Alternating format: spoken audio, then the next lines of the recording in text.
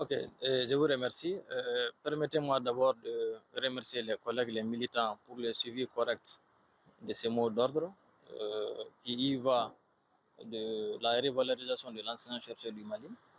Et vous n'êtes pas sans savoir que depuis le début de l'année, on avait engagé des mouvements de grève par rapport à la prime de recherche. En son temps, nous étions en coordination. Le seul point à l'ordre du jour était la prime de recherche. Alors, il faut rappeler que la prime de recherche est consignée dans les textes du syndicat depuis 2017. Donc, depuis 2017 jusqu'à maintenant, on est en 2025, et cette prime n'est pas octroyée aux enseignants, alors que c'est un droit. Donc, quand on a commencé les grèves vers janvier, jusqu'en février comme ça, on a eu à rencontrer les autorités qui nous avaient promis qu'ils allaient tout mettre en œuvre pour que cette prime-là soit octroyée. Alors, on a suspendu les mots d'ordre de grève et on a mis en place le gouvernement a mis en place une commission qui était chargée de régler tout ce qui est technique par rapport à la prime de recherche. Alors, la commission a fini son travail depuis fin février, début mars comme ça, et on nous avait dit que c'est dans les circuits. Donc, on a été patient. On a attendu le gouvernement mars jusqu'en juin. On a demandé plusieurs fois à rencontrer le ministre de l'enseignement supérieur. La dernière rencontre qu'on a eue, je pense, c'est en mai. Donc, on est encore revenu sur la question pour comprendre pourquoi jusqu'à présent la commission a fini son travail et pourquoi on n'applique pas la prime de recherche, puisque tout le monde a reconnu que c'est un droit, on n'avait même pas besoin de gréver pour cela. Il suffisait juste d'appliquer les textes que le gouvernement même a signés. Mais malheureusement, on nous a dit que les textes sont dans les circuits, ça suit le cours normal. Bon, qu'on ne comprenait pas. De janvier à maintenant, bon, disons de mars à maintenant, un texte qui a été signé et les travaux sont finis, on n'applique pas, on ne comprenait pas. Donc c'est dans ce cadre-là, la force d'un syndicat, c'est les militants, c'est la base. On a dit, bon, et nous, on a tenté toutes sortes de négociations et on ne voit pas l'aboutissement. Donc il faut aller revenir, demander aux collègues qu'est-ce qu'il faut faire. Donc c'est dans ce cadre-là qu'on a fait une assemblée générale le 17 passé, le 17 juin. Et les collègues ont dit bon, d'aller en grève. Et on a déposé un préavis de grève depuis le 18 juin. Alors, ce que les gens ne comprennent pas, un préavis, c'est pour inviter le gouvernement à la table de négociation.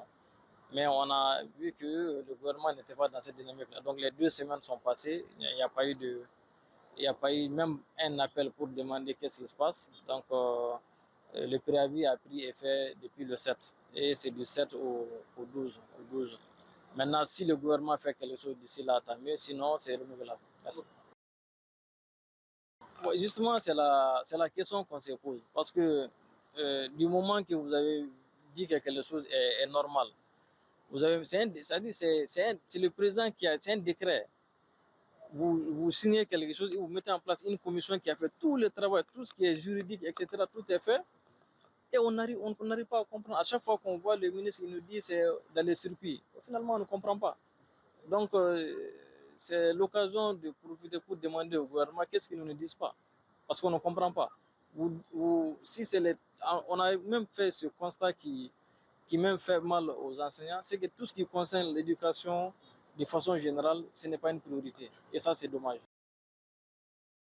Vous savez, la dernière fois, on l'a dit, à chaque fois qu'on communique, on le dit, dans le contexte actuel où nous sommes, on n'a pas besoin de ça. Le pays n'a pas besoin de ça. Voilà pourquoi à chaque fois, nous procédons à des rencontres, à des demandes d'audience, à des négociations.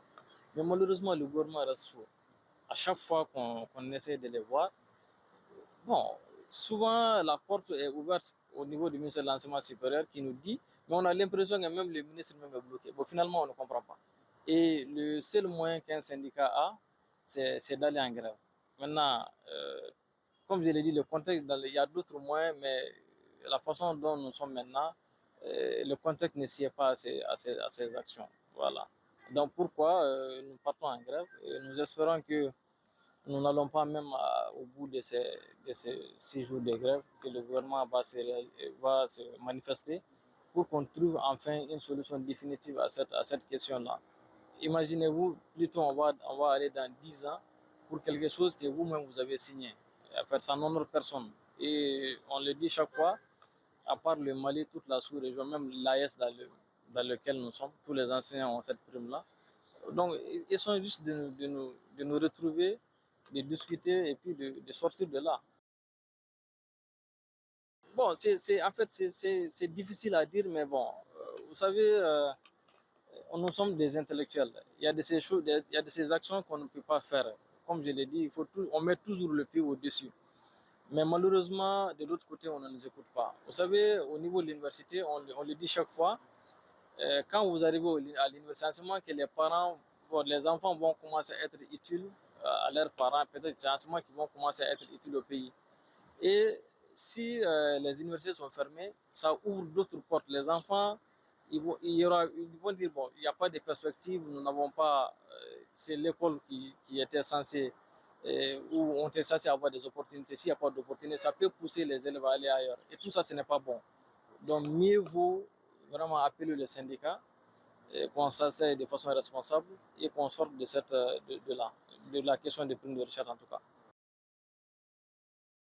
Vous savez, ça fait plusieurs années maintenant, à l'université, il y a ce qu'on appelle chevauchement d'année. C'est-à-dire que vous allez prendre des étudiants, ils ne savent même pas, ils sont en L1, ils sont en L2, ils sont en L. Souvent, on est obligé de prendre 2, 3 promotions dans la même année. Et ces grèves-là ne feront qu'accentuer ça. Donc, on n'en a pas besoin. Et pour qu'un élève, un étudiant fasse 3 ans pour avoir sa licence, avec ce genre de choses, il peut se retrouver à 6 ans, 7 ans, on ne le souhaite pas. Mais on n'acceptera pas aussi que nos droits soient bafoués et qu'on a été patient. Les militants, il faut vraiment les saluer. Ils ont été très, très patients. Il y a non seulement il y aura la première conséquence, c'est par rapport au nombre, aux années.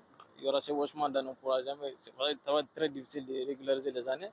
La deuxième chose, comme je l'ai dit, pour un étudiant, pour qu'il finisse sa licence, ça lui permettra, ça prendra plusieurs de temps.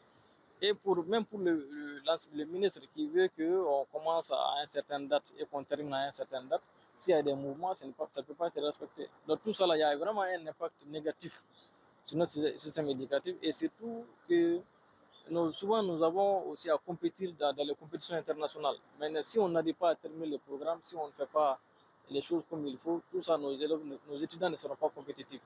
Donc il y a beaucoup de choses, et puis, sans parler du terrorisme qui est là, qui est un terreau maintenant, si les gens ne partent pas à l'école, donc ça peut pousser même les gens à être tentés par d'autres choses qui ne sont pas bonnes et on n'en a pas besoin de ça. Les enseignants ont beaucoup souffert, mais ils ont vraiment été patients. Quand vous partez, je prends juste un exemple. Faites le tour juste d'aller à la faculté des sciences et techniques. Même ils n'ont pas de bons tableaux. Un tableau pour faire les cours. Vous écrivez sur un tableau, vous faites 3 pas en arrière, vous ne voyez pas. On nous programme de 8h jusqu'à 20h. Il n'y a même pas d'ampoule dans les salles. Sans parler dans les laboratoires. Les enseignants sont obligés d'acheter eux-mêmes certains matériels pour faire les TP. Sans parler même de l'état de la cour. Quand vous rentrez, vous avez l'impression que vous n'êtes pas dans une université. Donc, nous avons beaucoup de salles où il n'y a même pas de table banc. On a parlé de tout ça. Mais comme je l'ai dit, on ne peut pas dire qu'on met tout ensemble. Mais c'est petit à petit. Déjà, dans les pays les plus avancés, vous allez voir que s'il y a des problèmes dans un pays, c'est les universités qui règlent ces problèmes-là. Mais est-ce que les universités elles-mêmes ont des problèmes? Est-ce qu'ils peuvent maintenant régler leurs problèmes et même penser aux problèmes du pays? Oui, c'est ce que ça fait. Donc, faites juste le tour. On n'a pas besoin de faire beaucoup de... Faites le tour dans les universités. Non seulement il y a la pléthore, il y a beaucoup d'étudiants, il n'y a pas d'infrastructure. La deuxième chose, nous avons beaucoup de salles où il n'y a même pas de tableau bas. Les tableaux, n'en parlons pas. Donc, on a parlé de toutes ces choses-là. Mais malheureusement, on a l'impression qu'on ne nous écoute pas. Comme je l'ai dit, c'est dommage. C'est regrettable que l'éducation, sinon l'enseignement supérieur soit mis de côté alors que le pays en a besoin. C'est le pays, pour régler les problèmes du pays, il faut s'adresser aux universités. Et c'est les universitaires qui peuvent vraiment régler les problèmes du pays. Donc pour que cela soit possible, il faudra mettre les enseignants dans les bonnes conditions de travail. Parce que même le minimum, on n'a pas demandé même l'optimum, mais juste un minimum, on n'en pas. Donc, mais la prime de recherche, comme je dis, ça c'est un droit. Il faut régler ça au moins. Et maintenant, le reste là peut aller. Parce qu'il y a des actions à court, moyen et long terme. Mais il faut commencer quelque part.